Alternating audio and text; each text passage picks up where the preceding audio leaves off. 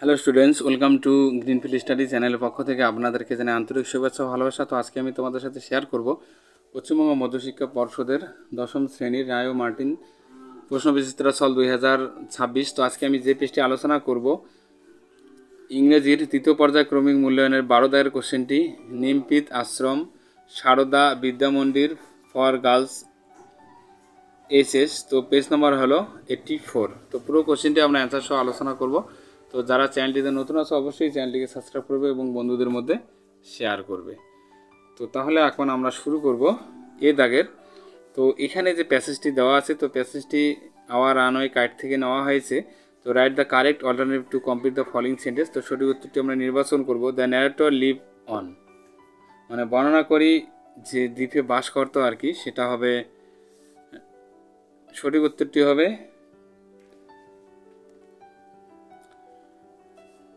Two big half moon island.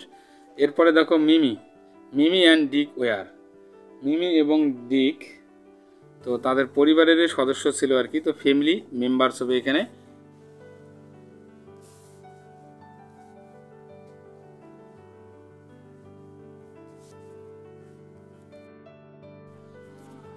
B দাগের complete the following sentence with information from the text থেকে আমরা ইনফরমেশনগুলো নিয়ে পূরণ করব। It use to be only father and Claude and I, মানে এটি শুধুমাত্র ফাদার এবং ক্লোড এবং আমি আর কি এখানে থাকি আর কি ব্যবহার করি। তো it is all on account of the kite, তো এটি সবই ঘুড়ির কারণে। এরপরে দেখো সি দাগের অ্যান্সার দ্য ফলোইং কোশ্চেন্স। তো how many members of the narrator's family live on the island. তো এখানে বর্ণনাকারীর পরিবারের মানে কতজন তারা এই আইল্যান্ডে বসবাস করে আর কি, সেটা এখানে আমাকে লিখতে হবে।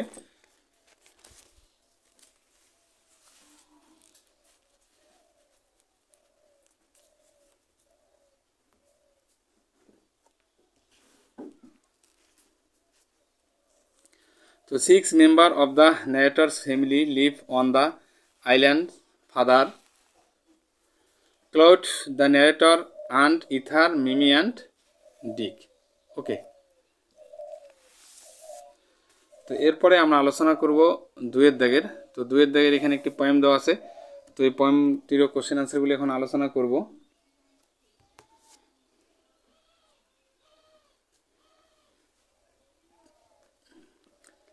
The poet wants to go to the, মানে কবি যেতে চান লংলি সি, একাকী সমুদ্রের মধ্যে। The poet asked for a sail, the colour of which would be.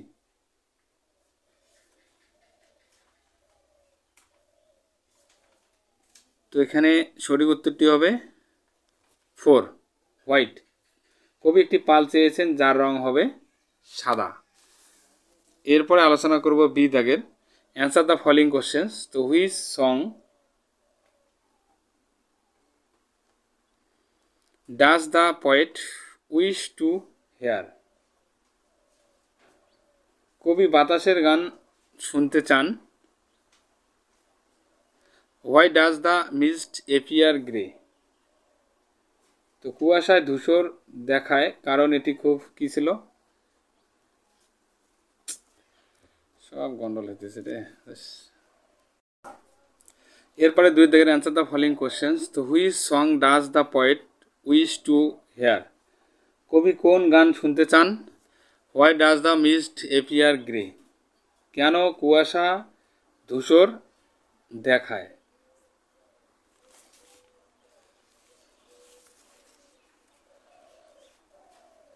তো দুইয়ের বির এক নাম্বারটা দেখো, the poet wish to hear the wind's song, কবি বাতাসের গান শুনতে চায়। তো তারপরে বি দুইয়ের অ্যান্সারটি দেখো, the mist appear grey because it is early morning and the down is just breaking creating a ডিম অ্যান্ড মিস্টি অ্যাটমসফিয়ার। কুয়াশা ধূসর দেখায় কারণ এটি খুব ভোর এবং ভোর হচ্ছে একটি আবসা এবং কুয়াশাচ্ছন্ন পরিবেশ তৈরি করে।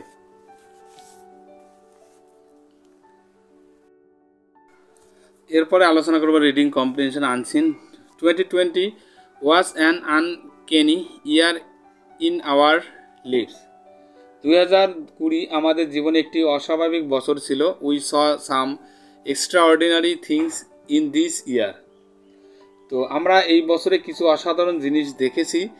Thoughts is started in a very normal way. তো খুব স্বাভাবিকভাবে শুরু হলেও it started to take a strange turn from the month of March. মার্চ মাস থেকে তা অদ্ভুত মোড় নিতে শুরু করে। An unknown virus was born. তো জন্ম নেয় এক অজানা ভাইরাস। তো it is called novel corona virus or people called its কোভিড-19। তো একে বলা হয় নোভেল করোনা ভাইরাস বা মানুষ একে কোভিড-19 বলে। তো allegedly it came from Wuhan, China. এটি চীনের উহান থেকে এসেছে বলে অভিযোগ। Then it started to spread out in the entire world. এরপর তা সারা বিশ্বে ছড়িয়ে পড়তে শুরু করে। Lots of people died. প্রচুর এবং প্রচুর লোক মারা গেছে। The worst affected countries were Italy and USA. সবচেয়ে বেশি ক্ষতিগ্রস্ত হয়েছে ইতালি ও যুক্তরাষ্ট্র। And sadly it came to India too. এবং দুঃখজনকভাবে এটি ভারতেও এসেছিল। The whole country was lockdown. তো গোটা দেশ লকডাউন হয়ে গেল।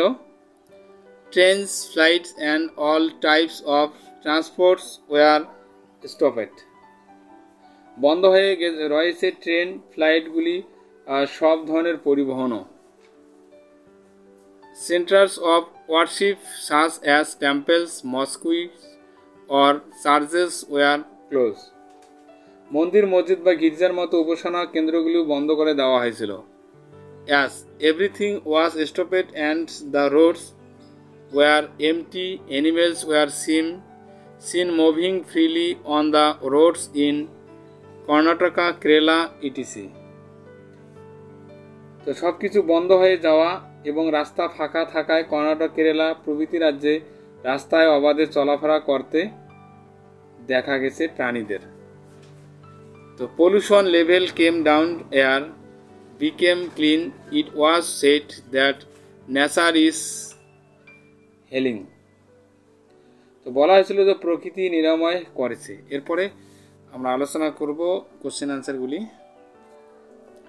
তো ঠিক দ্য রাইট অ্যান্সার। তো the year which were marked as the uncanny year in our life was. যে বছরটি আমাদের জীবনে একটি অস্বাভাবিক বছর হিসেবে চিহ্নিত ছিল তা ছিল 2020 সাল। The name of the virus was. ভাইরাসের নাম ছিল novel corona. The virus originally came from, কোথা থেকে এসেছিল সেটা হুয়ান চায়না থেকে এসেছিল। The countries which were worst affected by the virus were. যে দেশগুলি ভাইরাসের দ্বারা সবচেয়ে বেশি ক্ষতিগ্রস্ত হয়েছিল সেটা হবে Italy and USA.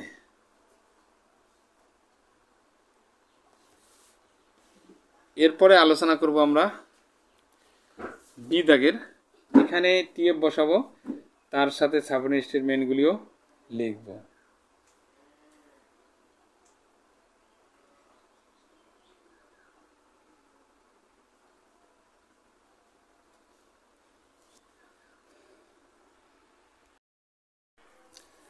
An unknown virus was born near the month of April. মানে এপ্রিল মাসের কাছে একটি অজানা ভাইরাস জন্ম হয়েছিল। এটা ফলস হবে কারণ এপ্রিল না, মার্চ মাসে। The virus did not affected India. তো ভাইরাস ভারতকে প্রভাবিত করেনি, এটা ফলস হবে কারণ করেছিল। Centre of worship such as temples, mosques or church were close during lockdown period. তো উপাসনা কেন্দ্র যেমন মন্দির, মসজিদ, গির্জা লকডাউনে বন্ধ ছিল, এটা অবশ্যই ট্রু হবে, সঠিক হবে। এরপরে আলোচনা করব আমরা চারিদিকে animals were seen moving friendly on the roads of Delhi, Uttar Pradesh etc.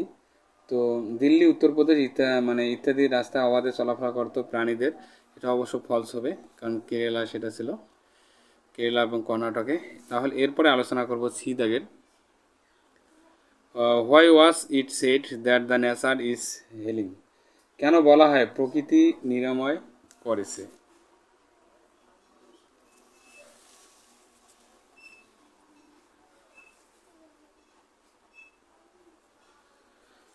It was said that nature is healing because pollution levels dropped, the air became cleaner and animals started moving freely as human actively was halted. এটা বলা হয়েছিল যে প্রকৃতি নিরাময় করেছে কারণ দূষণের মাত্রা কমেছে, বায়ু পরিষ্কার হয়েছে এবং মানুষের কার্যক্রম বন্ধ হয়ে যাওয়া প্রাণীরা স্বাধীনভাবে চলাফেরা করা শুরু করেছে। এরপরে চারের দাগের এ দাগের fill in the blanks with appropriate preposition. তো owing to his bad health he retired from business. এরপরে দেখো বি দাগের read the following sentence according to the instruction given in brackets. তো প্রথমটা turn into the indirect speech করবো, তারপর একটা voice করবো, তারপরটা change into the negative sentence করবো, তারপরে underline replace the underline with the appropriate phrasal verb করবো।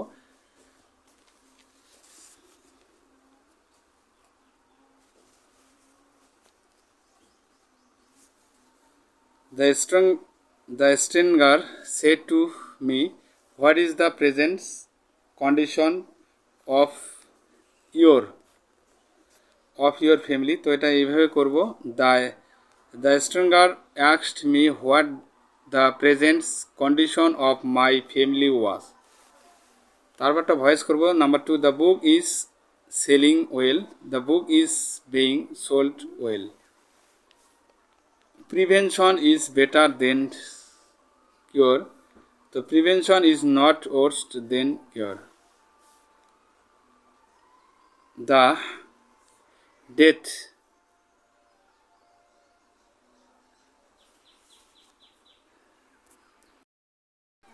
penalty has been, তো এখানে অ্যাবলিশ ছিল, তো ডান অ্যাওয়ে হবে, with in many European countries.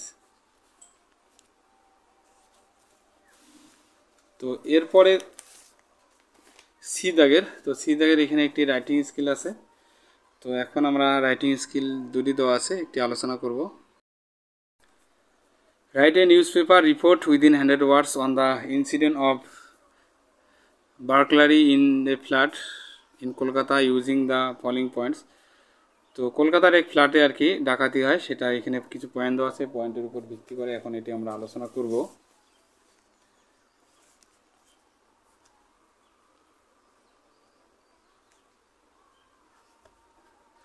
তো এইভাবে লিখবো, প্রথমে burglary in Kolkata flat, headline দিতে পারি এখানে। তারপরে Kolkata May 3 May a burglary occurred last night at 2:30 AM in a flat at Salt Lake. The flat was occupied by Mr. Das and his family. তো কলকাতা 3 মে আর কি সল্টলেকের একটি ফ্ল্যাটে গতকাল রাতে 2:30টার দিকে একটি চুরির ঘটনা ঘটেছে। ফ্ল্যাটটি মিস্টার দাস ও তার পরিবারের দখলেই ছিল। 3 masked robbers broke in and stole jewelry, cash and electronics items. তো মুখোশধারী 3 ডাকাত দল ভেঙে গয়না, নগদ টাকা ও ইলেকট্রনিক সামগ্রী চুরি করে নিয়ে যায়। দ্য ফ্যামিলি ওয়াজ আনহার্মড, পরিবার অক্ষত ছিল। Police arrived soon and began and investigation, তো পুলিশ এসে তদন্ত শুরু করে দেয়। CCTV footage is being examined to identify the culprits. দোষীদের শনাক্ত করতে সিসিটিভি ফুটেজ খতিয়ে দেখা হচ্ছে। তো এইভাবে আমরা রিপোর্টটা লিখতে পারি। তো বন্ধুরা, তাহলে আজকে এই পর্যন্ত, সবাই ভালো থাকবে। Happiness day. Thank you for watching my video.